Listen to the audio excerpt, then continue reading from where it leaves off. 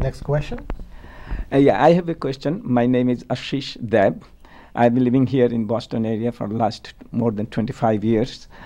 It has been 40 years since, more than 40 years actually, since the independence of Bangladesh and the genocide that were committed by Jamaat-e-Islami and their collaborators in 1971. After in 40 years, I think the most of this, the generation that were involved or they were involved in these genocides, they are gone.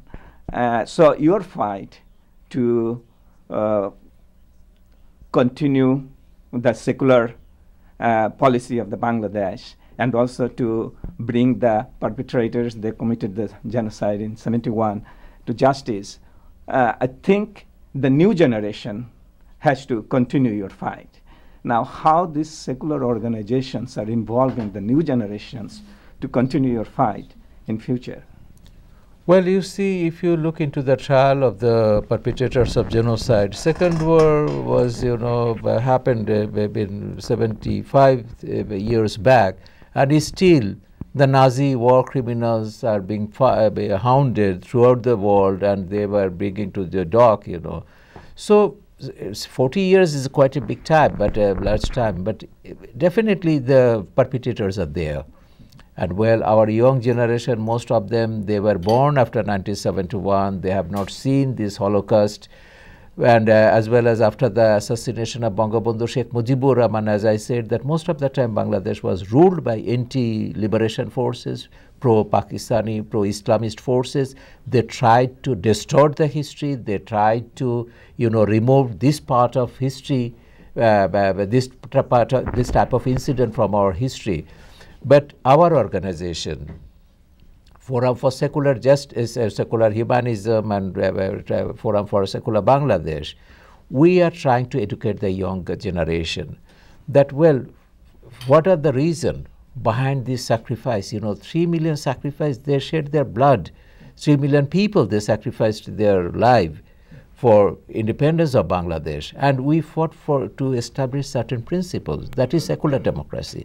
They must understand what secular democracy means, and who were opposed to secular democracy in 1971 as well as right now.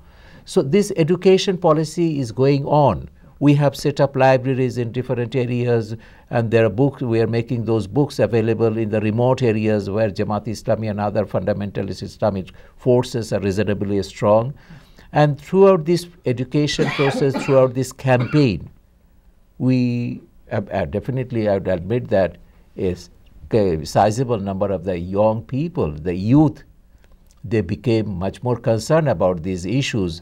And during the last election, we have seen there were nearly 10 million new voters who voted for the first time in 2008. Mostly they voted for the trial of the war criminals. Mostly they voted for the restoration of secular democratic constitution. That was a very positive sign in Bangladesh, and definitely that was a very positive thing the civil society is doing in Bangladesh. Thank you. Unless we have any more questions, I'd like to wrap it up. Thank you so much, Mr. Shahriar Kabir.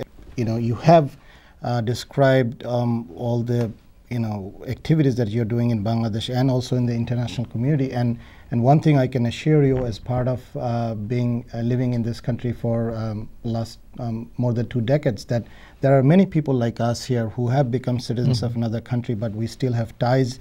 We do have interest back in Bangladesh because our family members live there, and we visit there more often. So we would like to wish you all the success, and we would like to pledge our support for this good cause. This is the right thing to do, as people say. Thank you. Thank you very much, Mr. Mahfuzur Rahman, for your kind support. Before we close down, if you want to show those booklets, yes. Okay. Close up Okay. on each of those. So this is one of the recent publication, on the necessity of the trial of the war criminals, why it is so important after 40 years, why we are trying them. So all these questions raised in the Western world, that has been answered here.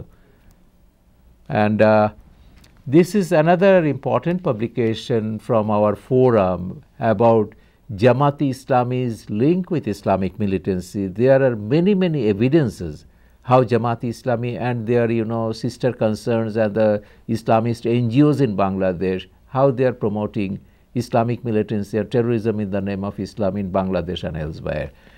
And this is another, speech. It was by me, I presented a bit at a conference in USA about, cultural history of secular humanism in Bangladesh. As I said, that we have such history, such tradition for more than 5,000 years in Bangladesh and in South Asia.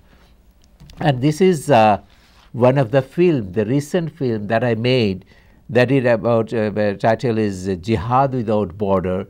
It is on rise of Islamic militancy in Pakistan, which is the den of this Islamic militancy, the headquarters of Islamic militants, as well as about the future of secular democracy in Pakistan, if there is any. That is what I examined in this documentary, which will be shown today.